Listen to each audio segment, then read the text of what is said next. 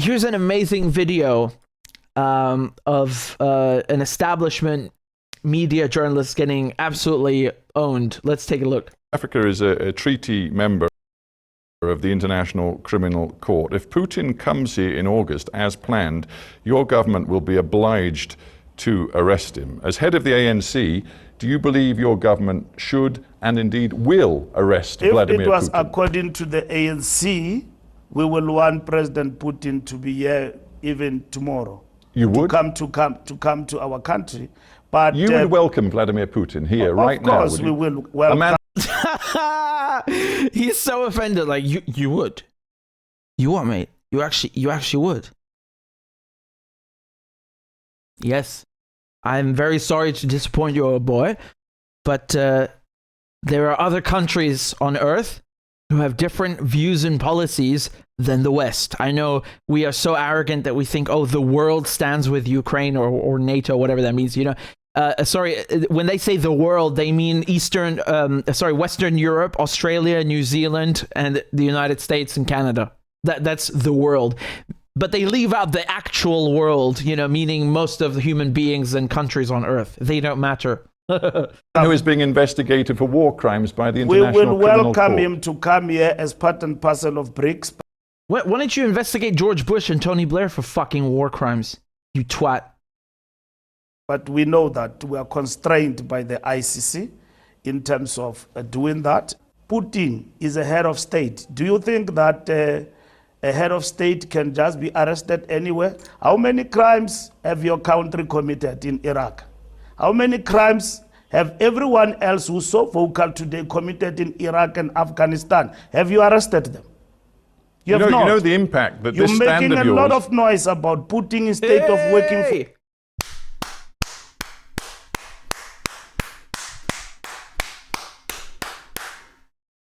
for peace between Ukraine and Russia, and you failed to resolve the war. Where are the weapons of mass destruction?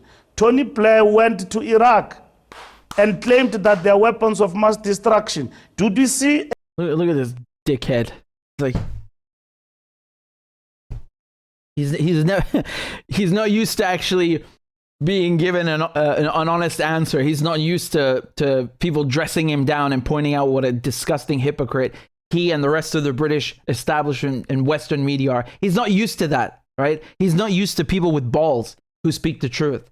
Anybody standing against that in the United Kingdom and Britain, more than... No, there's nobody in the United Kingdom standing, standing up to the war criminals that we have. No. The High Court in England, in England and Wales, said that Tony Blair is exempt, or shall we say he's immune from war crimes prosecution because invading another country is not a crime in England. Yeah, I shit you not. That is actually the legal reasoning. You see, he mentions the ICC. Well, guess what? The ICC, the International Criminal Court, is something that was created end of the 20th century, so like 1998, and it's the Rome Statute which spawned it. England, the UK, ratified the Rome Statute and the ICC and joined the ICC, but when they added the fourth crime, so you know they had like genocide, they had crimes against humanity, and when they added the fourth crime, which is a crime of aggression, meaning invading another country, for some reason the UK just never, they never got round to ratifying it. We just don't have the time. I wonder why. And that's why, because if we did that, we would have to arrest Tony Blair. But let's arrest Putin, right?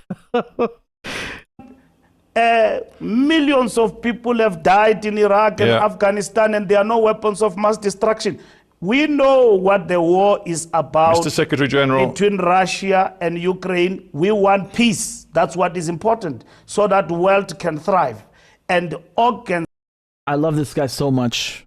What an absolute G. He is just laying it out as it is, exactly what I have told you. South Africa, China, Brazil, all these countries that are BRICS countries. So they are partners with Russia. They're not condoning Russia. They're actually saying, hey, everybody calm down and let's resolve this. And all you see is British media attacking them. They attacked South Africa for proposing diplomacy. They attack Lula for trying to sit down Zelensky. Zelensky makes him wait and then doesn't even show up to the meeting. I mean, how insulting in any context, right? Never mind a goddamn president of the largest country in Latin America. When it comes to China, Liz Truss, who is the most ridiculously irrelevant person on earth, goes to Taiwan right next door and starts saying that China is meddling in European security. You're meddling in China. Why don't you fuck off? So they try to like attack the countries closest to Russia for actually suggesting peace. Maybe if he gave F-16s, the BBC journalist here wouldn't give him so much crap, or wherever the hell he works. Maybe South Africa should give some F-16s instead of being a Putin puppet, right? Maybe China should send some F-16s instead of being a Kremlin asset. And institutions of the world that institute world peace must not be conspicuous by their silence in deciding decisively. We don't have much time left. Sorry, we're out of time. You spoke too much truth on the network. I'm so sorry. We're just out of time. Every single time someone on mainstream media speaks the truth, they have to cut them off like suddenly, just out of fucking time. And we got to go. There's a black hole swallowing the studio. We're just out of time. I want to bring it back to domestic South African politics before we end. Yeah, Jesus. Why don't we talk about sports while you're at it? Yeah, you want to talk about some fucking cricket or something?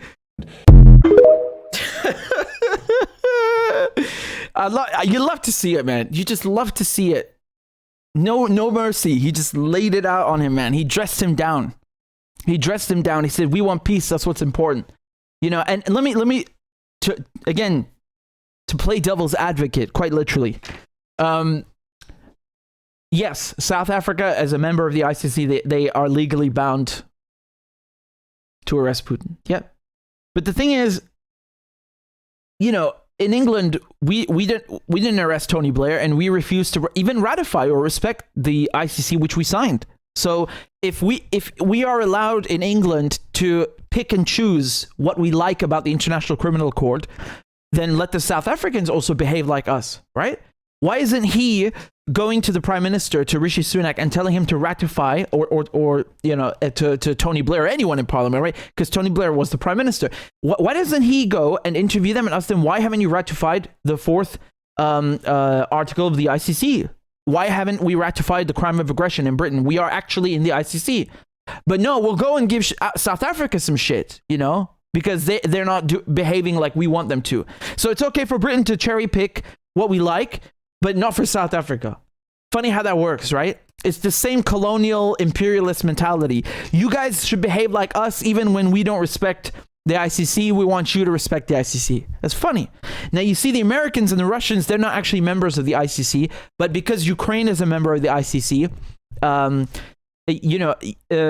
only one party has to be a member of the International Criminal Court to actually make a claim, and it doesn't matter if Russia is a member or not.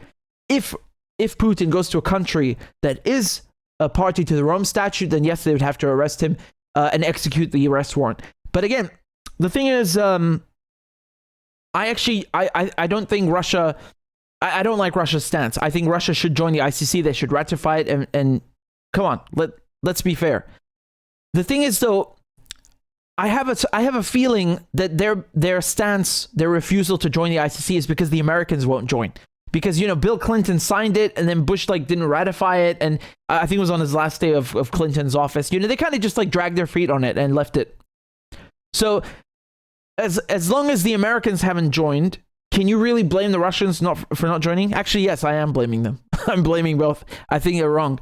The problem, though, with the ICC is that as an institution, if you look at its history, it's basically just been used to, go after African leaders, black leaders, but leave all the fancy white ones, in Europe.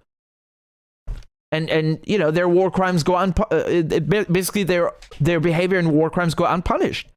if you look at the ICC's history, they only go after African countries, and all the Western ones are left alone. That's just a fact. So when I sit here and I tell you, well, Russia and America should join the ICC, they should actually join it. It's not really a respectable institution, unfortunately.